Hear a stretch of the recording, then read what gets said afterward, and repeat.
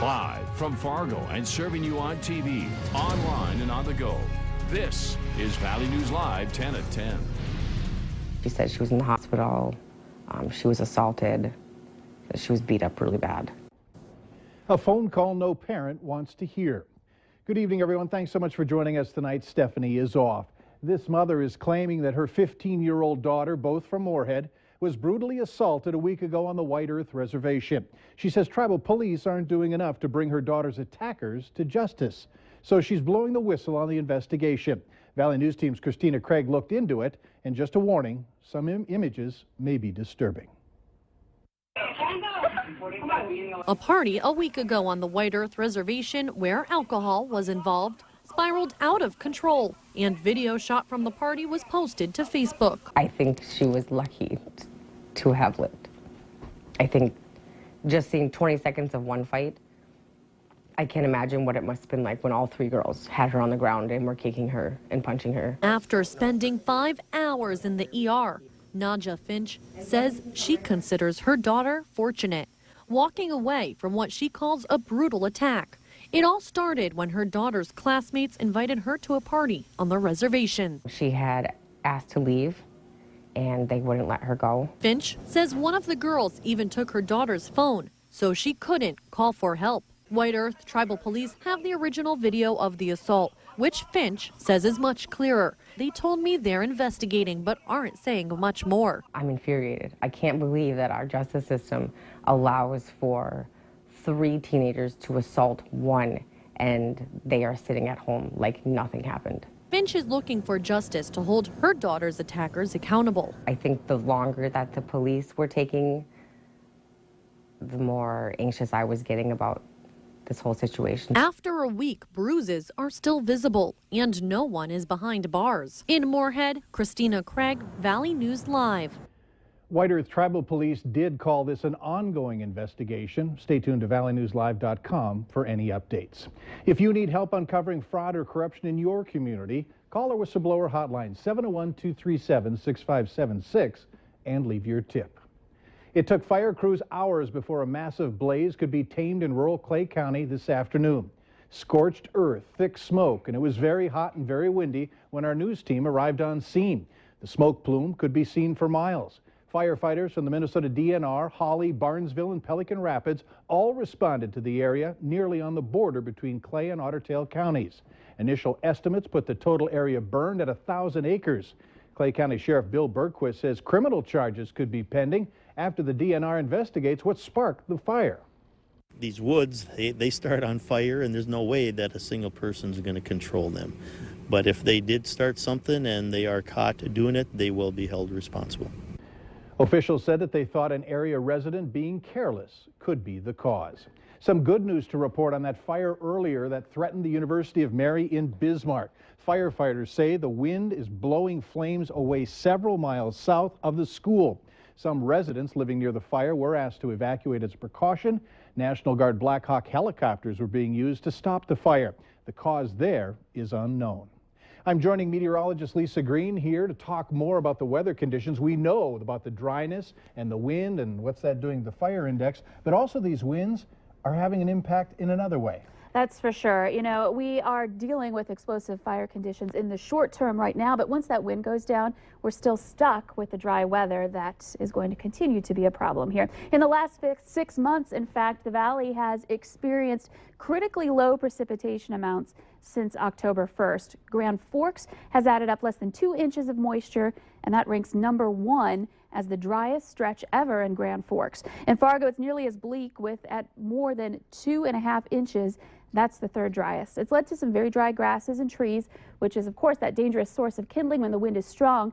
And without crops sprouting yet, the wind is picking up dirt from the fields and creating some minor dust storms with these wind events. You can see it from this picture here. This was taken in Monoman County. Juanita Beckman took this along Highway 59. She says that at times visibility was down to 2 car lengths because of the dust blowing around. And, you know, soil erosion could become a concern if this does continue. So will it? The latest drought monitor shows most of Minnesota and the Red River Valley in moderate drought. That's that dark tan area you see there. And both short and long-term impacts occurring It's tougher to climb out of drought than it is to get into one. So we're going to need several good rain events to get us closer to the average. And right now, the outlook is for it to persist or even intensify through at least June, with below average rainfall likely, and that's where you see that tan area on the map for the next 3 months. More likely to see below average rainfall. So with this persistent dry weather, Mike, critical fire weather conditions like today may become the norm for the rest of the spring. We Mike. could use some moisture. Thanks, Lisa. Voters in Moorhead could be asked to help pay for a new elementary school and an addition to Horizon Middle School. The projects would cost nearly $80 million. Tonight, a district demographer confirmed projections of student growth as they look to build. The projected enrollment for 2024 could be more than 7,400 students compared to this year's 5,700. A large group of concerned families spoke up tonight to keep the Moorhead Special Olympics program alive. Moorhead Public Schools announced it will no longer directly support the organization. Valley News Team's Krista Boehm found out why. You could see as they filed in that they were a united group.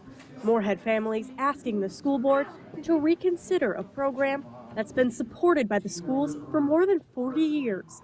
It would leave a big hole. The Moorhead Special Olympics holds a special place in the Brenda Mules' hearts. Their son Dan shining as an athlete since he was 8 years old with the help of Moorhead Public Schools. When he was running in the track meets, he was also waving to the crowd, so it was a fun event.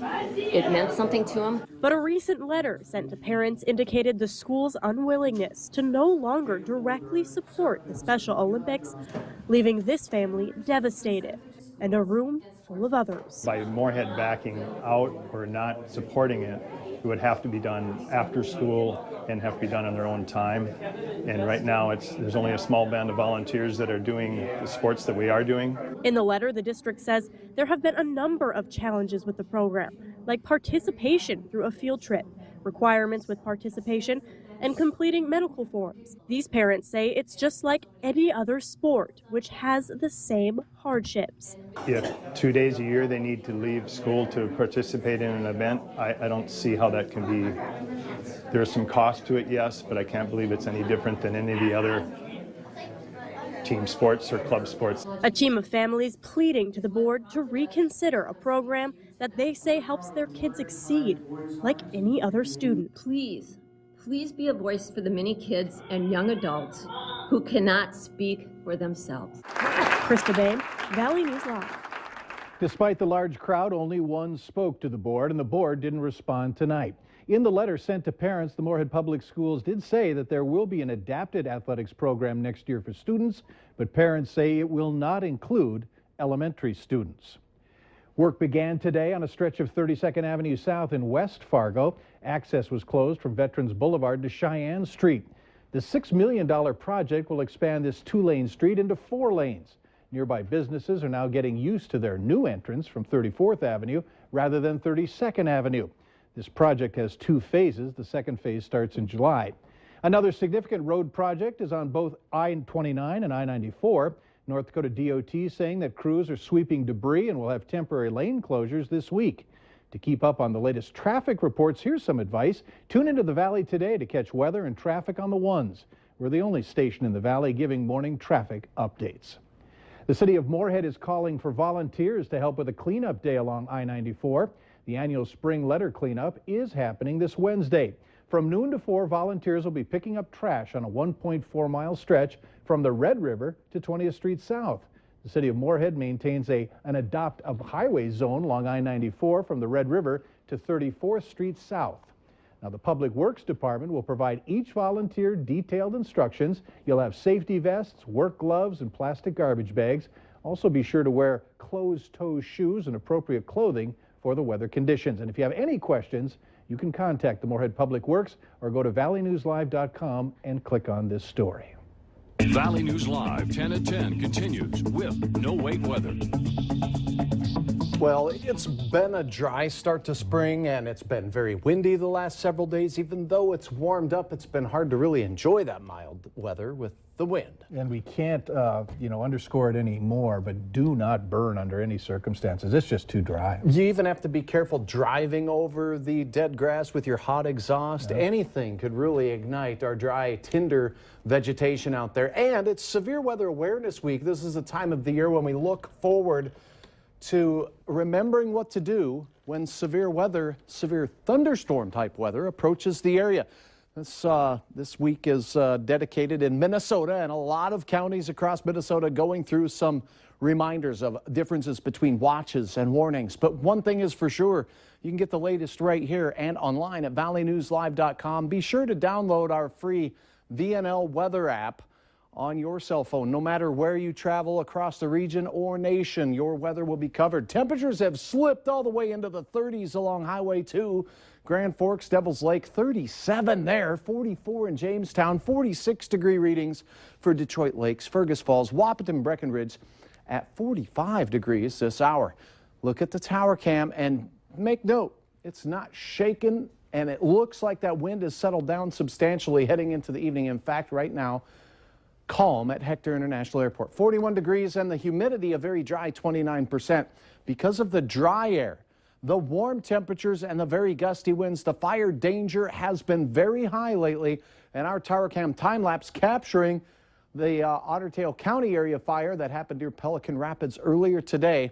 You can see how much shaking went on the tower cam with those gusty winds that reached peak speeds today near 50 miles per hour in and around Roseau County. And in the FM area, those gusts approached 40 miles per hour. Right now, very quiet region-wide, things really quieting down. Here's the analysis of the latest isobars. We see these tight isobars where the wind would be the strongest moving up into southern Canada. So this, what we call pressure gradient or change in pressure over distance, really relaxing in the Southern Valley. That's good. And look at the dry conditions across the greater portion of the Rocky Mountains and upper Midwest. As we see a little bit of rain shower activity, it's way out on the West Coast. And if it even gets here, it'll be quite some time. Here's a look at your hour-by-hour forecast. As we go through the late overnight hours, we're expecting temperatures to quickly dip down into the 30s. As a matter of fact, we're already in those low 40s, so it won't take long. And we'll see temperatures to start our Tuesday in those cool and crisp low to mid-30s. So bundle up your bus riders first thing in the morning. By midday, the wind picks up, but it doesn't look as gusty as the weather we had today. Temperatures rising quickly into the mid-60s, and that wind coming at us from a southerly direction. So it looks like a warmer Tuesday, more toasty. But by the late afternoon, we will see those winds increasing, especially in our western counties. Look at the Fargo-Moorhead and Jamestown temperatures soaring into the 70s, 75 Sisseton. Temperatures well into the 60s, maybe even upper 60s in Lakes Country, Detroit Lakes, Fergus Falls. More than likely, we'll see low to mid 70s for your afternoon. Wind gets gusty even into the evening, so there is a fire weather watch for much of our area for the day tomorrow. Red flag warnings out to the west, so dangerous conditions persist with the clouds and rain still well off to the west as we close out our day. Hour-by-hour forecast shows those 30s in Fargo-Moorhead. The wind picking up a little bit as we go through midday. Then in the afternoon, we're peaking those temperatures well into the 70s with winds gusting to around 30 or 35 miles per hour. 64 degrees for Langdon, 71 Jamestown, 66 Bemidji, and upper 60s as well in Detroit Lakes. Take a look at this dusty scene. Thank you, Jolene Vipon, for sharing this near Norcross. A lot of the topsoil is being blown away by our very gusty winds of late. 68 and breezy continues on Wednesday. A chance for some sprinkles, but I wouldn't bank on it. Thursday, slightly better chance, but it doesn't look like a big deal. Maybe a better chance to close out the weekend for some rain showers, Mike. But once dry sets in, as Lisa mentioned, it can be difficult to break out. All right, thanks. Later on Valley News Live 10 at 10, kudos to an award-winning team of sports broadcasters. Up next, progress reported with a liquid form of medical marijuana. You're watching Valley News Live on TV, online, and on the go. Always on.